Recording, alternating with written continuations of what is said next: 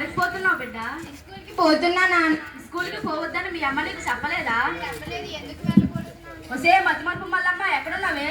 ఈసారి చెప్పినా గుర్తుంటే సావదు. ఒసే మధుమర్పు మల్లమ్మ ఎలారా? ఏంటయ్యా నసబెట్టి చంపుతున్నావు? ఏం కావాలి? ఈ రోజు దేవకి నిశ్చితార్థం నువ్వు చెప్పలేదా? నాకు నిశ్చితార్థం ఏంటి నాన్న విచిత్రంగా? నిశ్చితార్థం నీకు కాకపోతే నాకు పెట్టిస్తారా? పుస్తకాలు అక్కడ పెట్టి పోయి చీర కట్టుకోపో. నువ్వు కూడా అలా అంటావేంటమ్మా? 2 నెలల్లో 10వ తరగతి పరీక్షలు ఉన్నాయి. అయినా నేను బాగా చదువుకొని కలెక్టర్ అవ్వాలి. కలెక్టర్ కావాలంటే చాలా పైసలు ఉండాలి బిడ్డ. అయినా నువ్వు కలెక్టర్ అయ్యి ఎవరిని ఉద్ధరిస్తావే? ఒక ఇంటికి ఇస్తే పోయేదానివి. నీకు పెట్టిన పైసలు మీ అన్నకు పెడితే చదువుకొని మంచి ఉద్యోగం చేసి మమ్మల్ని అందరినీ పోషిస్తాడు. పోయి పని చెయ్యి పో. ఇద్దరు నీ కడుపును పుట్టిన పిల్లలమే కదమ్మా. అన్ని విషయాల్లో సమానంగా చూడకపోయినా కనీసం చదువు విషయంలోనైనా సమానంగా చూడండి అమ్మా. చూడు బిడ్డ, నువ్వు 10 పాస్ అయితే నిన్ను పెళ్లి చేసుకోవడానికి నీ బావ గోపన్న లక్షల కట్నం ఏడు నుంచి తేవాలి బిడ్డ. నా మాటని చదువుమని నీ బావని పెళ్లి చేసుకో బిడ్డ. అయ్యో నాన్న, మనిషికి తరగని ఆస్తి చదువేనని మా సార్ గారు చెప్పారు. చదువు అనే ఆస్తి ముందు ఏ ఆస్తి పనికిరాదు నాన్న. అయినా నన్ను 10 పాస్ కావద్దని చెప్పడానికి వాడెవడు నాన్న? అలాంటి వాడి నీ జన్మలోనే కాదు ఏ జన్మలోనూ పెళ్లి చేసుకోను. ఏంటే నోరు పెద్ద చేస్తున్నావు? 10 పాస్ కాకముందే పెద్ద నోరు పెడుతున్నా. ఇంకా పెద్దను అయితే మా మాట వింటావా నువ్వు? నీ మావకి మాట ఇచ్చాను బిడ్డ, నా పరువు తీయకు. అంతగా పెళ్లి చేయాలనుంటే అన్నకి పెళ్లి చేయండి. వాడు నాకన్నా ముందే పుట్టాడు కదా. హలో సిస్టర్, కళలు కనండి, వాటిని సాకారం చేసుకోమని మన రాష్ట్రపతి జవహర్లాల్ నెహ్రూ గారు చెప్పారు. నేను డాక్టర్ అవ్వాలని కళలు కంటున్నాను. పెళ్లి ఊబిలోకి లాగి నా కళలు చెయ్యకు. కళలు కనే స్వేచ్ఛ నీ ఒక్కడికే ఉందా? నాకు లేదా? అమ్మాయికి కళలు కనే స్వేచ్ఛ ఉందో లేదో నువ్వే ఆలోచించుకో సిస్టర్. ఒకవేళ ఉన్న అమ్మా నాన్నలతో మాట్లాడి సమస్యను పరిష్కరించుకో. బాయ్ సిస్టర్, కాలేజ్కి వెళ్ళొస్తా. గియ్యే నీ బ్యాగ్ ఇయ్యే. నీ బ్యాగ్ ఇయ్యే.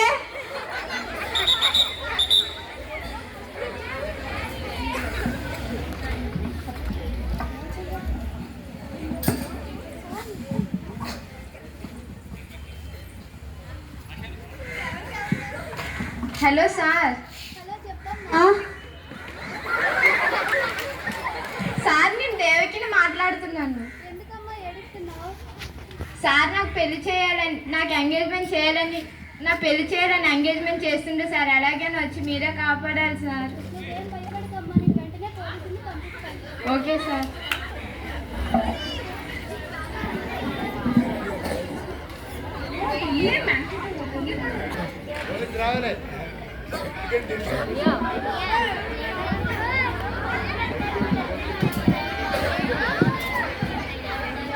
రావయ్యా లచ్చన్న బావ, ఇదేనా రాడో? రండి వచ్చి కూర్చోండి.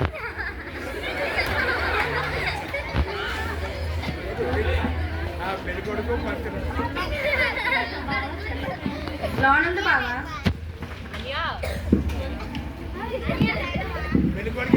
2 నిమిషాల్లో దివ్యమైన ముహూర్తం ఉంది కుమ్మి. రావుకాలం రాకముందే తాంబూలం ఇచ్చి పుచ్చుకోవాలి. త్వరగా పెళ్లి కూతురు తీసుకురమ్మను నా దద్దోజనం.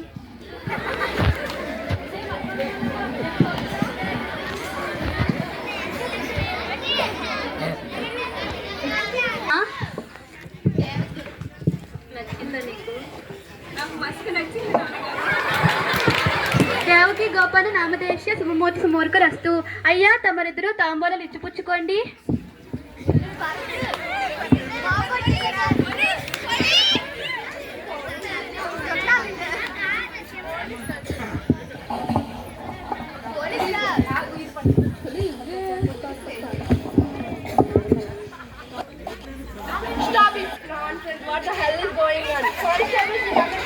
ఇదెక్కడ జ్యోతిష్యం? ఇక్కడ ఏమైనా మర్డర్లు జరిగాయా మమ్మల్ని అరెస్ట్ చేయడానికి? మైనారిటీ చేరిన అమ్మాయిల్ని బలవంతంగా చదువు మానిపించి పెళ్లి చేయడం చట్టం దృష్టిలో మర్డర్ చేయడం కన్నా నేరం. అందుకు కారకులైన మీ అందరూ శిక్షాదారులే. అది కాదు తమ్మి, అమ్మాయికి పెళ్లి చేయడం అనేది నాకు సంబంధం లేదు. అమ్మాయికి పెళ్లి చేయాలంటే తల్లిదండ్రులు నిర్ణయం. నన్ను ఖర్చు చేస్తున్నారు నా దద్దోజనం. పెళ్లి చేసే దానికి సహకరించడం కూడా నేరమే. మైనారిటీ తీరిన అమ్మాయికి పెళ్లి చేయడం చట్టం దృష్టిలో నేరం. అయినా ఏంటయ్యా, మా పిల్లకి మేము పెళ్లి చేసుకుంటే మీకేమైంది? చట్టరీత్యా 18 సంవత్సరాలు నిండిన అమ్మాయికి 21 సంవత్సరాలు నిండిన అబ్బాయికి పెళ్లి చేయడం చట్టం దృష్టిలో నేరం. మీరందరూ మర్యాద వస్తారా బలవంతంగా లాక్కెళ్ళాలా? అయినా ఫోన్ చేసి పోలీసులకు ఫోన్ చేసి మా పరువు అంతా తీసావు కదే. ఇంకా 2 నిమిషాల్లో నువ్వు ఇక్కడ ఉన్నావా? మేము చచ్చినట్టే. పో, ఇక్కడి నుంచి పోలే. చూడు బిడ్డ, కాదని మా ఇంటికి వస్తే మా ఇద్దరం కలిసి చేస్తాం. సార్ మా వాళ్ళని వదిలేసి నాకు ఎక్కడైనా చదువుకోవడానికి అవకాశం ఉంటే కల్పించండి సార్. మీలాంటి అమ్మాయిలకి ప్రభుత్వం స్టేట్ హోమ్ ఏర్పాటు చేసింది, అక్కడికి వెళ్దాం పదమ్మా.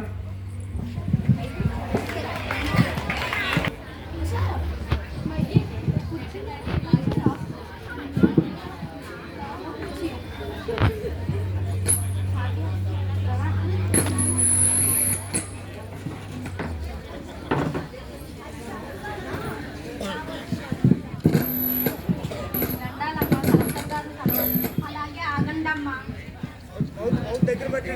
మేడం, మీ గురించి ఎవరో రైతు దంపతులు వచ్చారు మేడం. ఎక్కడి నుండి? చెప్పలేదు మేడం. లోపలికి రమ్మనండి. దండాలమ్మ గారు. చెప్పండి అమ్మా. నా కొడుకుని చదివించి డాక్టర్ని చేస్తే వాడి గాడింటికి వస్తలేదు. మేమే గాడింటికి వెళ్తే కోడలు రాణిస్తలేదు. మాకెవరూ దిక్కులేరమ్మా. పంట అంతా నష్టపోయి గింజ కూడా చేతికి రాలేదమ్మా. ఓ పంట నష్టం కింద 500 ఇవ్వండి అమ్మా, మీకు పుణ్యం ఉంటుంది. మీది ఏ ఊరు? మాది గిట్టేపల్లమ్మా. నేను పాపిస్తుంది. మా కూతురు చదువుకొని కలెక్టర్ అయితానంటే ఇంట్లో నుంచి బయటికి పంపించి తెల్లగొట్టానమ్మా. ఆ పాపం మమ్మల్ని చుట్టుకుంది. Attender madam. డిఆర్ఓ గారు నా ఛాంబర్కి రమ్మనండి. Okay madam. ఎస్పీ గారు నా ఛాంబర్కి రండి. గుడ్ మార్నింగ్ మేడం, చెప్పండి. మన జిల్లాలో పంట వేసి నష్టపోయిన రైతులందరికీ 24 నిమిషాల్లో నష్టపరిహారం అందించాలి. ఈ విషయంలో కానీ ఆలస్యం అయితే all will be suspended. Mind it. Thank you.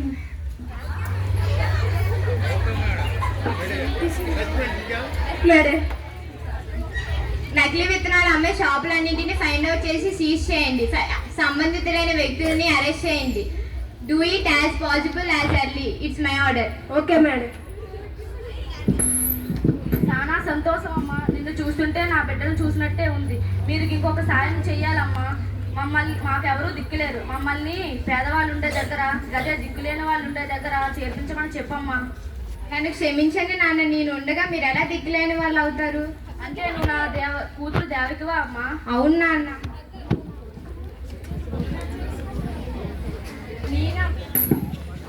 నేనమ్మా నీ కూతురు దేవకిని. అయ్యో వద్దమ్మా, నేను పాపిష్టిరాల్ని. నువ్వు ఎక్కడుంటే అక్కడ చదువులు పెట్టవమ్మా.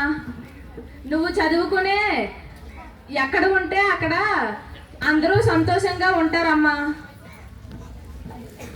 ఢిల్లీకి రానైనా ఒక తల్లికి బిడ్డే కదమ్మా. పదమ్మ మన బంగ్లాకి వెళ్దాం. ఎంతో మంది దేవకి పసి వయసులోనే శారీరకంగా మానసికంగా తనువును చాలిస్తున్నారు. ఆడపిల్లలని ఎదగనిద్దాం, ఆడపిల్లల్ని చదవనిద్దాం.